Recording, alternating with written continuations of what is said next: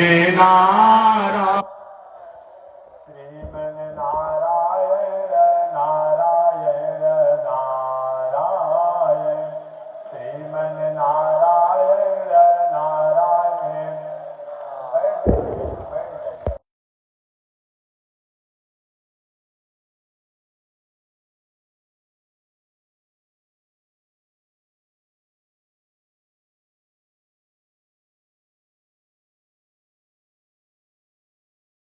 नारायण भवतारायण श्रीमन नारायण भवतारायण लक्ष्मी नारायण नारायण नारायण लक्ष्मी नारायण नारायण नारायण। आग लगी आकाश में बरसन लगे अंगारो आग लगी आकाश में बरसन लगे संत नहीं होते जग में तो जल मरता संसार हो संत नहीं होते जग में तो जल मरता संसार। श्रीमन नारायण नारायण नारायण श्रीमन नारायण नारायण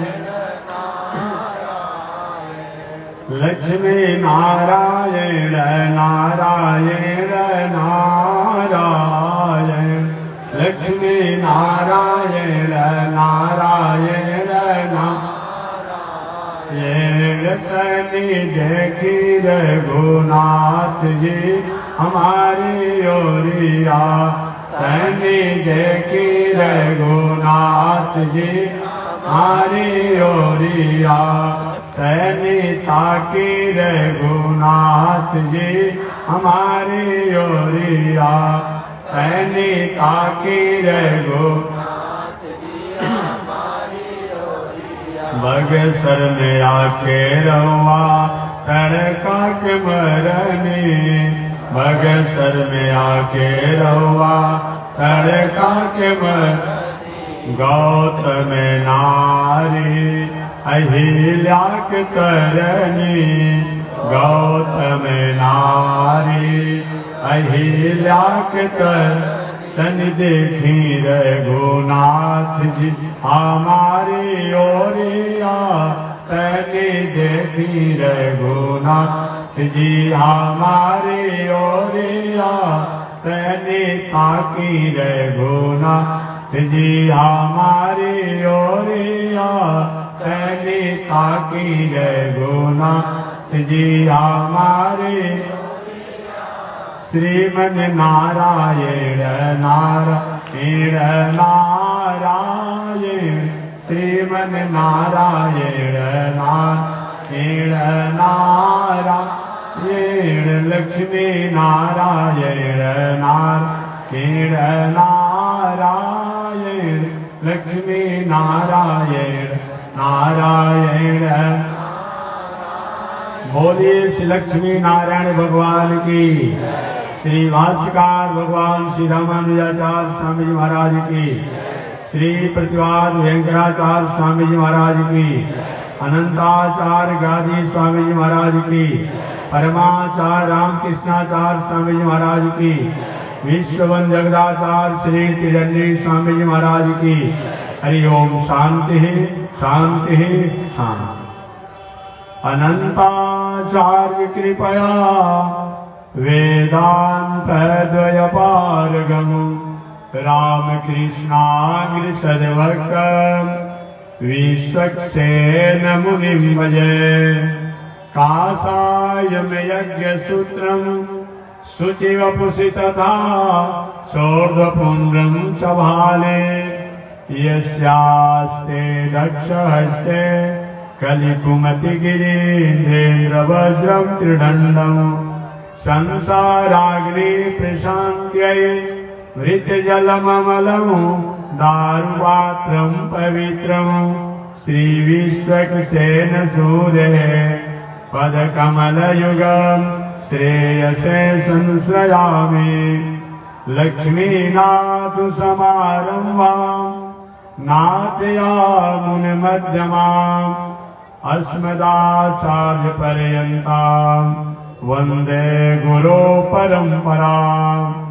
नारायणाय विद्महे वासुदेवाय धीमहि तन्नो विष्णु प्रचोदयात्।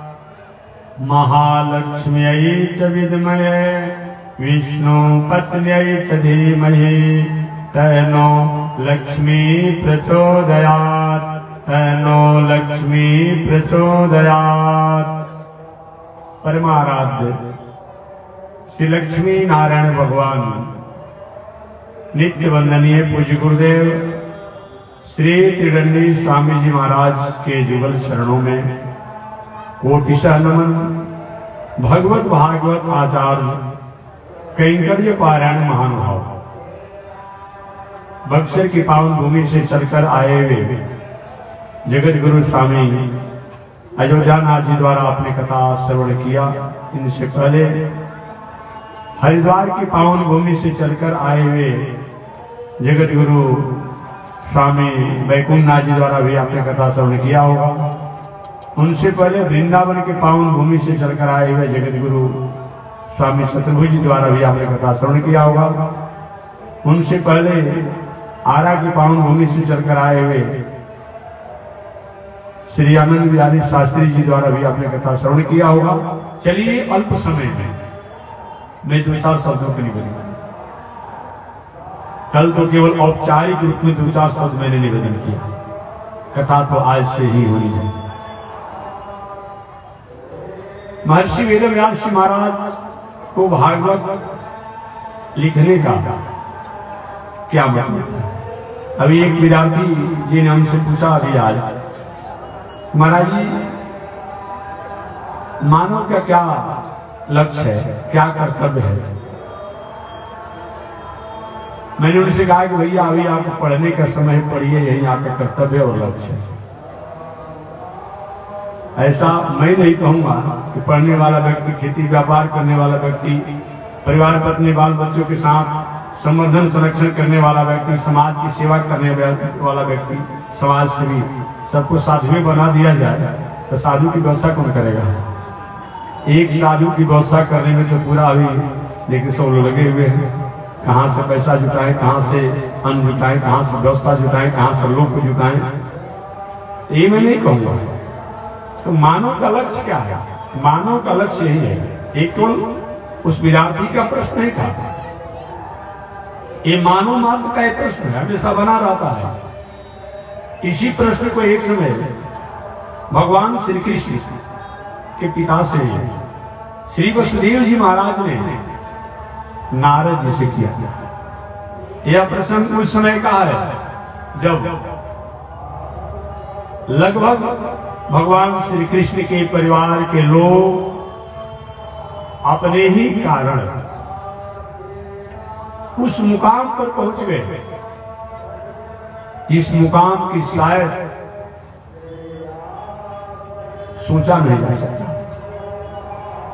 भगवान श्री कृष्ण ने अपने परिवार के लोगों के लिए क्या नहीं किया, बस इतना ही जानिए।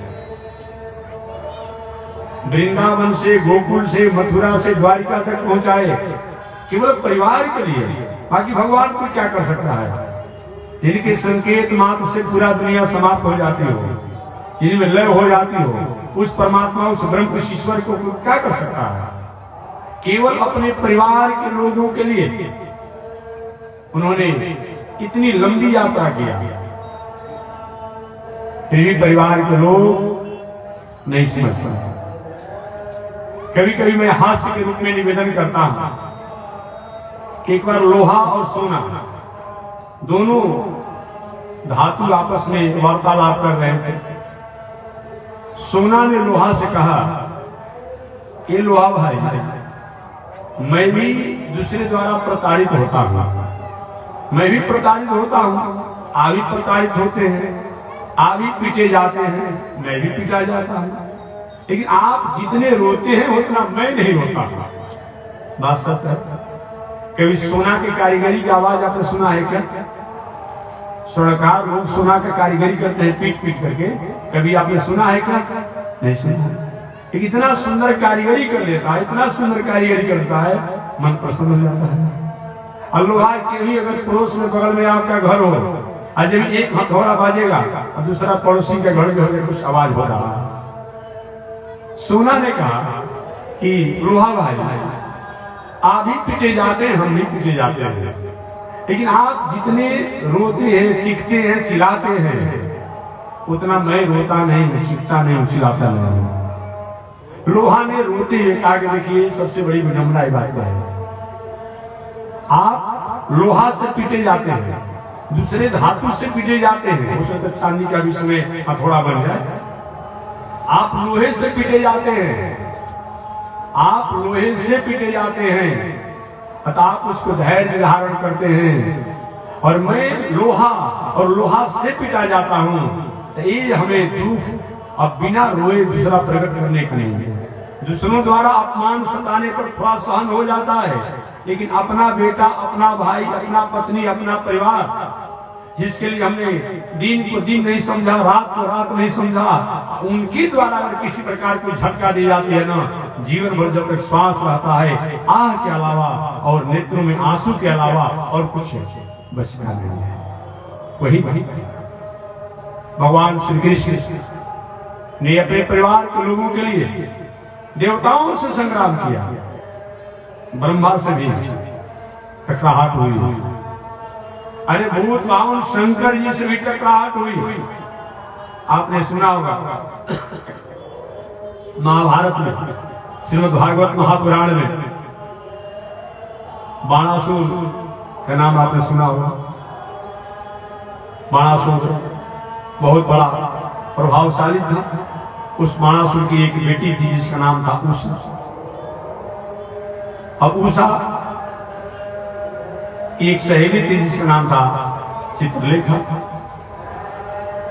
बाणासुर की पुत्री ने अपनी सहेली चित्रलेखा माने का, अरे भाई जिसके पास अच्छा हाई फाई का मोबाइल है वही ने सेल्फी से लेके जो भी कुछ क्या हो करता है, असाधारण जो 500 रुपए के मोबाइल पर थोड़ा हो पाएगा। चित्रलेखा के पास ऐसी विद्या थी, ऐसी तकनीकी थी, ऐसा उसके पास शिक्षा था, ज्ञान था कि कोई कैसे आज सैटेलाइट से देखिए, अभी आज मत पूछिएगा, एक जमाना होगा जब हम संशय और शंका करते थे। आज देखिए ना, आप गूगल पर डालिए, बस तुरंत गूगल ने यहाँ पे कर देता है कि हमें क्या प्रवचन करना है, डालिए, कहते कहीं बोलना और बोल देना पड़ता है। जो भी है पूरे दुनिया में सबको सर्च करके गूगल जो है आपके सामने आज को परोस दे रहा है। और वो शंका मत कीजिएगा कैसे क्या हो गया था पहले, कैसे क्या हो गया था पहले, अब एक कहनी कर सकता नहीं है। एक जमाना होगा, शायद उस विज्ञान का आविष्कार आप तक नहीं पहुंचा होगा, आप प्रश्न किया करते थे, अब कहने की आवश्यकता नहीं है। एक व्यक्ति ने पूछा था पहले एक बार, अभी नहीं, महाराज आप लोगों ने सहस्त्र गोपी एक नारायण है, भगवान श्री कृष्ण हजारों हजारों लाखों गोपियों के साथ एक साथ उनकी भावनाओं को आदर किए। महाराज ये कैसे हो सकता है? और तो पूछने की आवश्यकता नहीं है। राष्ट्र के नाम से राष्ट्राध्यक्ष संबोधन करता है अकेले माइक से, जितने लोग के पास टेलीविजन, मोबाइल, कंप्यूटर जो कुछ भी है, कनेक्ट में है, इंटरनेट में है, जो कुछ में है, सब लोग एक साथ देखते हैं कि नहीं देखते हैं? कॉन्फ्रेंस एक साथ हो जा रहा है, हो जा रहा है। और ये बात मत कहिएगा, एक समय था जो आप नहीं जानते थे, चाहे विज्ञान का आविष्कार आप तक नहीं पहुंचा था, आप कहते थे, अब कहने की कोई आवश्यकता नहीं है। चित्रलेखा के पास एक ऐसी विद्या थी कि वह कोई भी स्वरूप सुंदरता से तुलना में हो, वह उसके पास नेत्रों में छवि आ जाता और उसको दूसरे के सामने स्थापित करती। वही चित्रलेखा ने भगवान श्री कृष्ण के वंशज को अपूर्व सुंदर समझा और उषा के पति के रूप में उसने सौंप दिया, वहां से पकड़ करके आकर सूझ दिया। कथा विस्तार से महाभारत में जब बाणासुर को पता चला कि मेरे घर में मेरी परंपरा से वह विष्णु का विरोधी, वह विष्णु जो विरोधी है उसके कुल खानदान को लोग हमारी बेटी को अपना पत्नी बनाना चाहते हैं, कृष्ण क्या वह बहू बनना चाहती है, ऐसा नहीं होने देंगे। बाणासुर ने संग्राम किया कृष्ण भगवान से, बलराम जी से। भगवान श्री कृष्ण ने बाणासुर की 20 भुजाएं थी, उन 20 भुजाओं में 18 भुजा काट दिया। बाणासुर लड़खड़ाने लगा जो संग्राम क्षेत्र में। उस इसमें भूत बाउन शंकर जी का भगत का चेला था, ध्यान किया प्रभु किस दिन रात के लिए हम आपके पूजा किए हैं, तपस्या किए हैं, कोई मतलब नहीं है। भूत बाउन शंकर जी प्रकट, अरे बेटा कैसे बात करते हो, तुमने पूजा किया है, मैं आऊंगा तुम्हारे पास।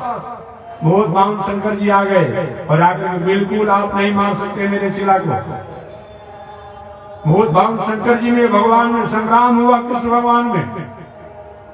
भगवान श्री कृष्ण ने भूत बाउन शंकर जी को अपने विद्या द्वारा एक ऐसा बाण मारा कि शंकर जी को जाड़ा करके बुखार आ गया और आया तो गिर गया। उस समय अपने स्वरूप को ज्ञान हुआ भूत बाउन शंकर जी को, और भगवान की स्तुति की कि प्रभु आप तमादि देव हैं, आदि देव हैं, अनंत देव हैं, सनातन देव हैं। हमने आपके स्वरूप को समझने में अपने चेला का कोई भड़काव में आ गया, क्षमा कर दीजिए। भगवान ने कहा नहीं नहीं, इस चरित्र को, आपके चरित्र को, हमारे आपके युद्ध को जो पढ़ेगा वो विजय प्राप्त करेगा, विजय प्राप्त करेगा। आगे भूत बाउन शंकर जी के महाराज इसका अपने 18 भुजा काट दिया, 2 भुजा छोड़ दिया है बाणासुर का, ये मेरा चेला है, मैं इसको वरदान दिया है। भगवान ने कहा आप अभी वरदान दिए हैं, ऐसे कुल खानदान को पहले से वरदान दिया है। देवराज बलि से मैं वरदान देते आ रहा हूं, तो तुम्हारे कुल खानदान का मारूंगा नहीं, हत्या नहीं करूंगा, गलती करोगे तो थोड़ा सा अनुशासन करूंगा। आप जाइए कैलाश में साधना कीजिए। मैं निवेदन करना चाह रहा था, भगवान श्री कृष्ण जिस अपने परिवार के लोगों के लिए ब्रह्मा से लेकर के, भूत बाउन शंकर से लेकर के, देवराज इंद्र से लेकर के, अरे वरुण से लेकर के सबसे संग्राम किए, और वह परिवार थोड़ी सी अपनी स्वार्थ और लोभ में भगवान को चुनौती दे दी। कथा विस्तार से तो मैं संकेत कर रहा हूं, चुनौती दे दिया। उनकी स्थितियों को, सत्ता को स्वीकार नहीं किया। जो संघ आधुनिक काल में भी एक मधुसूदन सरस्वती हुए, जो कि अद्वैत आदि थे, बहुत बड़े बड़े हृदय में परमात्मा की सत्ता को अनुभव करने वाले थे। वो मधुसूदन सरस्वती जो कि संघ अपने शरीर में ही परमात्मा की सत्ता अनुभव करने वाले, इन्होंने कहा कि कृष्णा की किमपि तत्व हम न जाने, उन कृष्ण से अलग कोई तत्व को मैं नहीं जानता। भगवान श्री कृष्ण के परिवार के लोगों ने चुनौती दिया और भगवान की वाणी का अवहेलना किया, आज्ञा का अवहेलना किया। अंत में सारा परिवार संत महात्मा संस्कृति संस्कार और मर्यादा को अपमान करने के कारण अपने ही कर्मों से संतों के कोप के भाजन बने। पूरा परिवार आपस में लड़कर कटकर समाप्त हो गया। कुछ बचे खुचे लोग थे, भगवान ने अपने लोगों द्वारा समझा करके उनको मथुरा भेजने का आदेश दे दिया। उसी समय नारद जी जो भगवान श्री कृष्ण के परिवार के लोगों को पहले साथ में थे, वो द्वारिकापुरी की नजारा देखने के लिए आए थे। अब साथ के बाद द्वारिकापुरी की क्या स्थिति है? नारद जी कजे हुई द्वारिकापुरी में आगमन हुआ।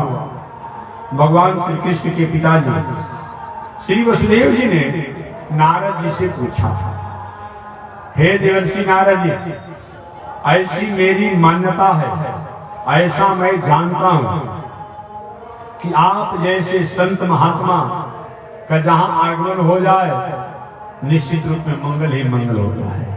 ऐसे भी कहा जाता है कि साधु सोई कारज हान, एक साधु हो तब, कभी कभी साधु के रूप में दूसरा कोई हो जाएगा तो धोखा हो जाएगी, और कभी कभी असाधु को साधु मानेंगे तभी धोखा हो जाएगा, और कभी कभी असाधु को साधु मान लेंगे तभी धोखा हो जाएगा। दोनों में समझना पड़ेगा। इसलिए बुद्धि से विचार करके सीता जी ने लंकेश रावण जो सन्यासी का वेश बनाया, सन्यासी समझ करके और दया की भावना में आए। कितनी विषम परिस्थितियों से गुजरना पड़ा, इतिहास पुराण रामायण गवाह है, गवाह है। काल में भी साधु का वेश बना करके आया, हनुमान जी पहचान के संत थे ना,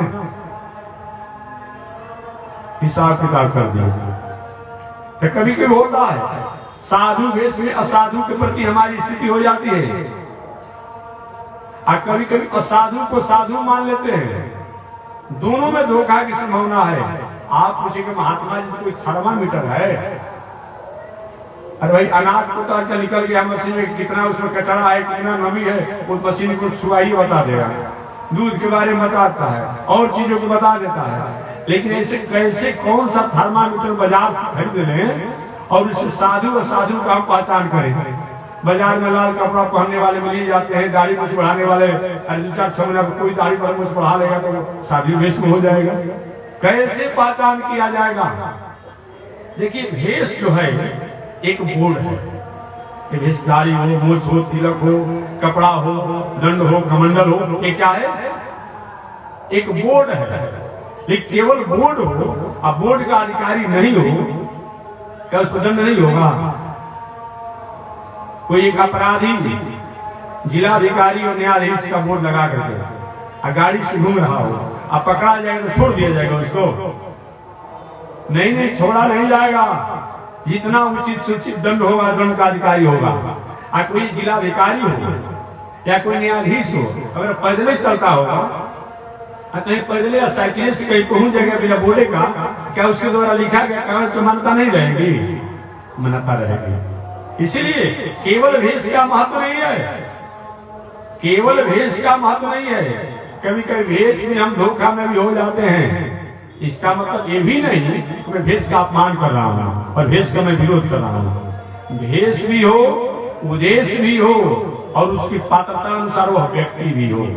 जिलाधिकारी जी भी हो, उनका गाड़ी भी हो और बोर्ड भी हो, तब तो अच्छी बात है, अच्छी बात है। बोर्ड हो और उसमें अधिकारी बैठे हो, केवल एक चीज हो तो थोड़ी सी संभावनाएं बढ़ जाती है। तो मैं निवेदन करना चाहता हूं, संत का क्या लक्षण है? एक थर्मामीटर है, इसके द्वारा नापा जा सकता है। विपत्ति धैर्य मथा अभ्युदय क्षमा षड शिवाक पटुता जुधि विक्रम। ये संत का लक्षण है। चाहे स्त्री वेश में हो, पुरुष वेश में हो, दाढ़ी मूछ में हो, फुल पैंट कुर्ता में हो, धोती कुर्ता में हो, पैजामा कुर्ता में हो, साड़ी वेश में स्त्री हो, ये कोई मतलब नहीं है, ये भेष है। लेकिन हमारा उद्देश्य क्या होना चाहिए? विपत्ति धैर्य, विपत्ति आपत्ति में धैर्य को धारण करना चाहिए। ये संत पुरुष का, सज्जन पुरुष का लक्षण होता है। विषम से विषम परिस्थितियां आए जीवन में, घबराना नहीं चाहिए। ये प्रथम लक्षण बताया गया है। समान व्यक्ति क्या करता है? पूजा पाठ, धर्म कर्म, जग दान, तीर्थ व्रत सब करेगा।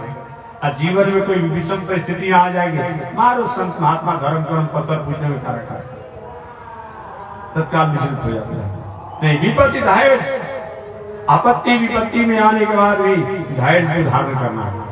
मथा विलय क्षमा, धन जन पद प्रतिष्ठा मान सम्मान ऐश्वर्य जितना बढ़े उतना सहज हो जाइए, सरल हो जाइए। देखने से पता मत चले कि इतना बड़ा विभूति है, इतना बड़ा आदमी है। आपके कर्मों से कोई जाने, लेकिन देखने से पता न चले। ये महापुरुष का लक्षण है। भगवान श्री राम जंगल में घूम रहे थे, कोल भीलों से गला मिल रहे थे। पहचान पाया लोग, पहचाने वाला पहचाना भी। जिनके भक्ति विलास के तिरछा होने से दुनिया में महाप्रलय हो जाता है। भगवान श्री कृष्ण बालों के साथ रहे, वो अंतिम समय तक समझ नहीं पाए कि ब्रह्म है, परमात्मा है, ईश्वर है। ऐसा समझ हो जाइए। हम लोग क्या करते हैं, 2-4 रुपया कहीं हो जाता है ना, ऐंठ के चलेंगे। अब नाराज है, किसी कहेगा नहीं, अपने आप में 2-4 रुपया होगा ऊपर नीचे करके 19-20 करके कमा लेता है। तो क्या करता है, गांव में जनाने को जाने को बहुत बड़ा धनी आदमी है। अरे तुम्हारा बैकग्राउंड क्या है भी तो विचार करो, आपका बैकग्राउंड क्या है, बैक लिस्ट क्या है, इस पर भी तो विचार करो। अब सिकरी पहनेगा तो बाहर दिखा करके लेकिन कम से कम समझिए कि हमने बढ़ा किस तरीका से बढ़ा है, ये होना चाहिए। जो अच्छे आदमी होते हैं उनके पास धन संपत्ति पद प्रतिष्ठा मान सम्मान वैभव होता है, उसमें गंभीर होता है, गंभीर माने उसकी मर्यादा में रहता है। ये मनुष्य की कर्तव्य होती है। विपत्ति धैर्य मथा अभ्युदय क्षमा। आपत्ति विपत्ति संकट समस्या आने पर धैर्य को धारण करना चाहिए। आपने राजा सगर का नाम सुना होगा। राजा सगर जग का आयोजन किए। उस जग को भंग करने के लिए देवराज इंद्र ने उनके जगह घोड़ा को चुरा लिया। आज कोई अच्छे कामों में बाधा पहुंचाता हो, ये बहुत बड़ी बात नहीं है। पहले भी ऐसा होता था, आज तो कम है। हमसे कभी कभी लोग पूछता है कि महात्मा जी इसमें बहुत बड़ा पाप हो रहा है। उन्हें कभी पाप हो रहा है, लेकिन सतयुग में या त्रेता युग में या द्वापर युग में जितना पाप था ना, वो सभी कम हो रहा है। हैरान हो जाता है कभी मेरी बातों को सुन करके। मैंने कि सतयुग में, त्रेता युग में, द्वापर युग में जितना था उतना भी नहीं है। उसने पूछा कोई प्रमाण आपके पास है कि हाँ, आपने सतयुग का नाम सुना होगा। हिरण्याक्ष और हिरण्यकशिपु राक्षस हुए। अब समझिए, न होतव्यम न दातव्यम, कोई जग नहीं कहेगा, कोई दान नहीं करेगा। जग दान पूजा पाठ सब बंद करा दिए। जितने संत महात्मा रहते थे उनको मुआ करके उन्हें खून पी जाते थे, मांस खा जाते थे, शाम को चबा जाते थे, हड्डी का ढेर लगा देते थे। हिरण्याक्ष हिरण्यकशिपु का कौन नाम नहीं जानता है?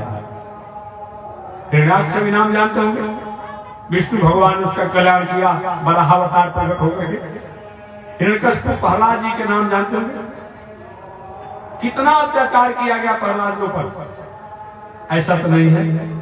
त्रेता युग की बात करें, एक यज्ञ करने के लिए विश्वामित्र बाबा पूरे दुनिया में रोते रहे कि हमारा एक यज्ञ करके हमारा रिकॉर्ड बना दीजिए कि हमारा तपस्या सफल हो जाए। नहीं हो पा रहा।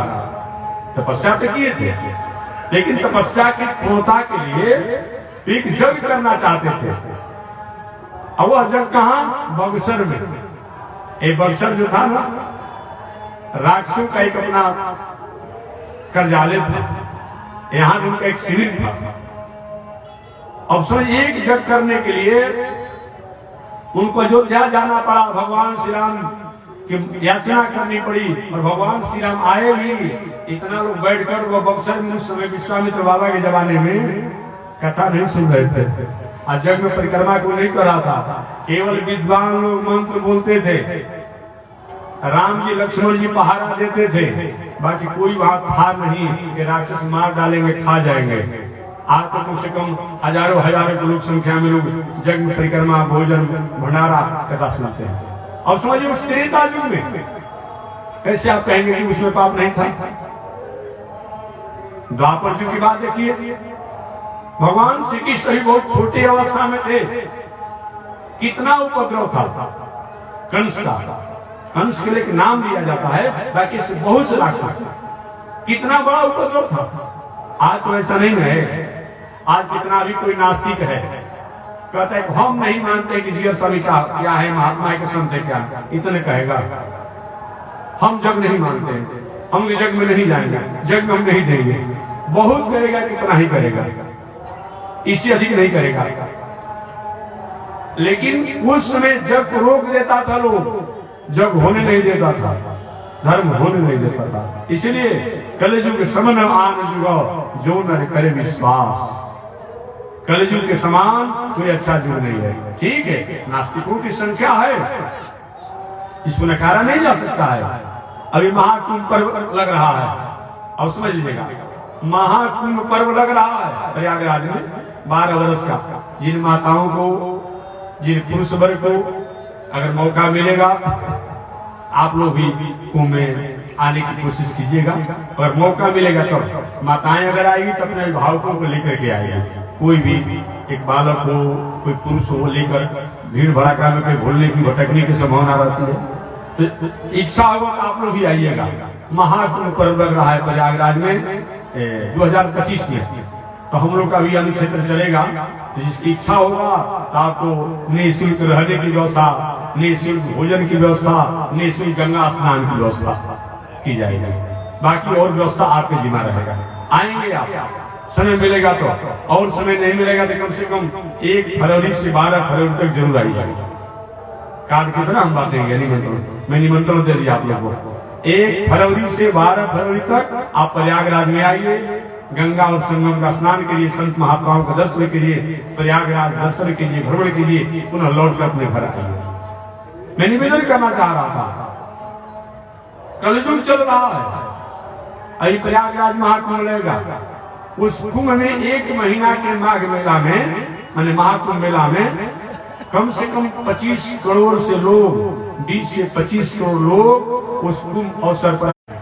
कितनी बड़ी आस्तिकता है जी, कितना बड़ा आस्तिकता है। ठीक है, नास्तिकों की संख्या कम नहीं है, लेकिन आस्तिक भी कम नहीं है। अतः कलयुग समन आन जुग जो न करे विश्वास। कलयुग के समान कोई अच्छा युग नहीं है। एक और इसकी विशेषता है, हमेशा मैं कहता हूँ, मानस पूर्ण हो ही नहीं पाता। मन में कोई भी अच्छा काम आप सोच लीजिए, मन में कोई भी अच्छा काम सोचिए, अच्छे काम करने अच्छा भावना आ जाता है, वो करने का सुकृत पुण्य प्राप्त होता है। ये कलयुग की सबसे बड़ी उपलब्धि है।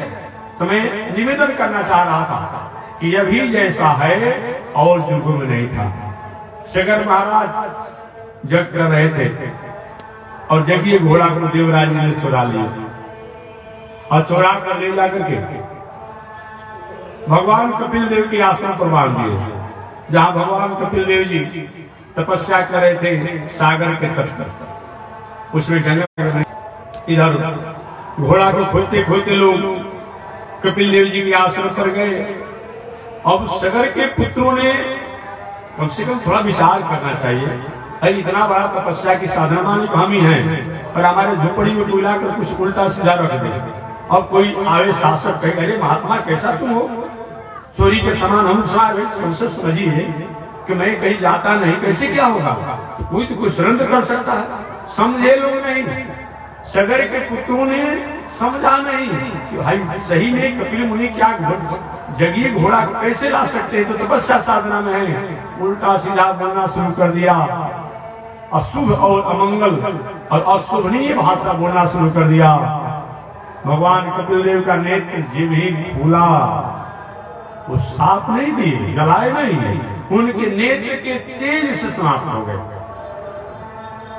अरे भाई, अग्नि की ज्वाला जब प्रकट होगी तो आपको कहना पड़ेगा उसको अलग हटिए, आपको हटना पड़ेगा, जो नहीं तो जल ही जाएगा। भगवान कपिल देव ने तपस्या की, विराम लेते नेत्रों को जब ही खोला, उनके नेत्रों के तेज से सगर जी के 60,000 पुत्र जल करके समाप्त हो। फिर भी सगर ने कहा कि नहीं, कभी भी मैं जग को छोड़ूंगा नहीं, और उन्होंने जग को किया।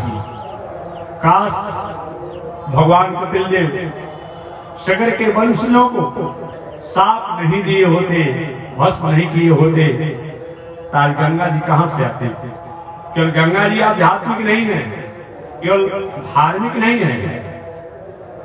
जहां से गंगा जी चलती है और जहां जाकर गंगा मिल जाती है, हजारों हजारों गांव आसपास गंगा किनारे के लोग जो है उससे सिंचित होते हैं। इतना बड़ा छोटी छोटी नदियों के जल उन गंगा में जाकर के मिलता है, पर ऐसा नहीं होता। ये कैसे उपकार होता है? ठीक है, आध्यात्मिक दृष्टि से तो गंगा जी में डुबकी लगाने से मंगल होता है, लेकिन जो नहीं मानता है तो गंगा जी के उपकार को जान करके भी और उसको हाथ जोड़ लेगा, प्रणाम कर लेगा, कौन आपत्ति है?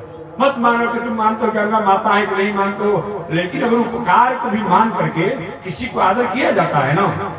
अरे भाई, कोई अधिकारी हो, उस पद पर बैठा है और कहीं उपकार करता है, उसको प्रणाम करते हैं ना, भले हमारी इच्छा नहीं है।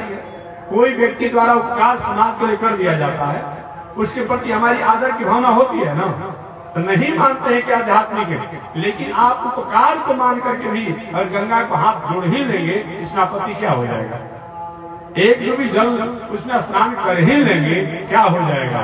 ये मानकर भी गंगा जी को कभी अपमान करने की कई जगह और गुंजाइश नहीं बनती।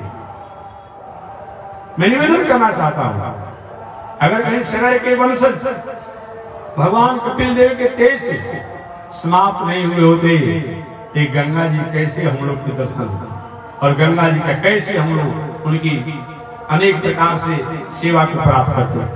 इसलिए मानव जीवन में कभी कभी विषम परिस्थितियां जो आती है, हमारी खुशहाली का कारण होता है। अभी छोटे छोटे बालक, पढ़ने वाले विद्यार्थी श्रम करके पढ़ते हैं। अभी तो थोड़ा परिश्रम हो जाता है, इच्छा नहीं होती है पढ़ने के लिए, एक अच्छे तरीके से पढ़ जाते हैं, बड़े आदमी बन जाते हैं।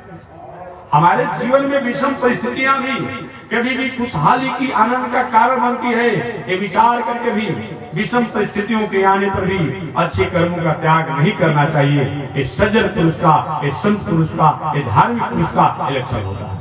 विपत्ति धैर्य मथा अभ्युदय क्षमा। विपत्ति धैर्य, आपत्ति विपत्ति आने पर धैर्य धीरता को धारण करना चाहिए। सगर महाराज ने एक जग में 60,000 पुत्र मृत्यु को प्राप्त किया, एक जग में। लेकिन जग को उन्होंने छोड़ा नहीं, जग को सहा कर माना, जग किया और जग का फल रहा कि आज गंगा जी कृपा प्राप्त किया। विपत्ति धैर्य मथा हृदय क्षमा। धन जन पद प्रतिष्ठा मान सम्मान ये सब बढ़े तो सहज हो जाइए, सरल हो जाइए और सुलभ हो जाइए। तीन होना चाहिए, सहज होना चाहिए, सरल होना चाहिए और सुलभ होना चाहिए। ये तीन जो व्यक्ति होता है, सही में ये मानव के लिए ये अच्छी पहचान है। विपत्ति धैर्य मथा हृदय क्षमा। सदशिवा पटुता।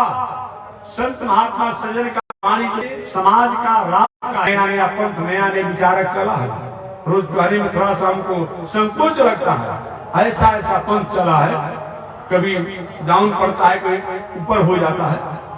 रोज तांत्रिक जंतर मंत्र वाला चलता है, जादूगर चलता है, एक करो तो अमुक करो तो अमुक करो। नहीं नहीं, जिस कर्म को करने से, जिस आचरण करने से समाज को, राष्ट्र को, संस्कृति को, प्राणियों के प्रति सत्प्रेरणा, सद्भावना और सात्विक विचार की भावना होती है, वही धर्म हो सकता है। और जिस कर्म को करने से हम कोई गलत कामों में हो, उसमें और प्रेरणा प्राप्त होता हो, वह धर्म नहीं हो सकता है, वह धर्माभास हो सकता है। इसलिए ये विचार करते हुए सदशिवाक पटुता, वाणी जो होना चाहिए समाज का निर्णायक होना चाहिए। और जुधी विक्रम, कोई भी अच्छा कर्म कर ले, अगर शुरू कर दे, हमेशा उसमें लगे रहना चाहिए। प्रकृति सिद्धिमिदं हि महात्मना। इस स्वभाव से जिसमें पाया जाए वह संत है, वह साधु है, वह सज्जन है। चाहे स्त्री वेश में हो, चाहे पुरुष वेश में हो, चाहे धोती कुर्ता वाला हो, चाहे गेरुआ कपड़ा वाला हो, उसको सज्जन कहा जाता है, उसको साधु कहा जाता है। धन्य है श्री वसुदेव जी महाराज। श्री ने नारद जी से पूछा, ऋषिवर, मानव जीवन के कल्याण का क्या साधन है? हम इस संसार में क्यों आए हैं? हमें क्या करना चाहिए? श्री नारद जी ने कहा, हे वसुदेव जी, आपने जिस प्रश्न को किया है, इस प्रश्न को पहले भी हुआ है। आपने पूछा है कि मनुष्य का उद्देश्य क्या है, मनुष्य का लक्ष्य क्या है। मनुष्य को क्या करना चाहिए, क्या नहीं करना चाहिए। तो मनुष्य को सबसे पहले तो इस संसार में रहते हुए और संसार की वस्तु व्यवस्था और व्यवहार के प्रति ये मानना चाहिए कि मेरा नहीं है और मैं नहीं हूं। ये सबसे प्रथम मानना होगा, मेरा नहीं है और मैं नहीं हूं। और कर्म करना है। बैंक में काम करने वाले मैनेजर साहब करोड़ों रुपया आता है, उसे जमा कर लेते हैं, करोड़ों लाखों रुपया निकासी भी दे देते हैं। उसी तरह से दुनिया में हम आए हैं, बाल बच्चा परिवार खेती व्यापार नौकरी अध्ययन अध्यापन करेंगे, जब तक श्वास रहेगा तब तक कर्म करेंगे। लेकिन मैं हूं और मेरा नहीं है। मैं होता तो मैं जब चाहता तब तक अपने पास रखता उस वस्तु को, मैं ही होता तो जब तक चाहते यहाँ पर रहते। हम सब यहाँ से छोड़कर चला जाना पड़ता है। इससे मेरे बाद भी एक ऐसी सत्ता है जो अपने द्वारा दुनिया को संचालित करती है। ये विचार करते हुए हमें दुनिया में तो रहना है, दुनिया की वस्तु व्यवस्था में रहना है, दुनिया के व्यवहार में रहना है, उसी प्रकार से रहना है। जैसे नौका को जल में ही रहने पर शोभा होती है, नौका को जल में रहने पर ही शोभा पाती है। नौका को जल में ही रहना चाहिए, लेकिन नौका में अगर जल हो जाए तब नौका डूब जाएगी। इसलिए नौका में हमेशा जल निकालते रहना चाहिए। नौका को जल में रहना चाहिए, लेकिन नौका में जल नहीं होना चाहिए। अगर जल होता हो तो धीरे धीरे निकालते रहना चाहिए। हमें संसार में ही रहना है, संसार की वस्तु व्यवस्था व्यवहार में ही रहना है। लेकिन संसार मैं ही नहीं हूँ, अपने द्वारा पूरी दुनिया को संचालित करती है, उसकी है। इसलिए हमेशा मैं कहता हूँ, कौन है? अल क्रिएचर ग्रेट एंड स्मॉल, छोटे बड़े सुनहले चंद्रे का कोई न कोई है। उसी को गौड़, उसी को लौड़, उसी को परमात्मा, उन्हीं को भगवान कहते हैं। उनको याद करिए। रहना नहीं देश बिराना है, रहना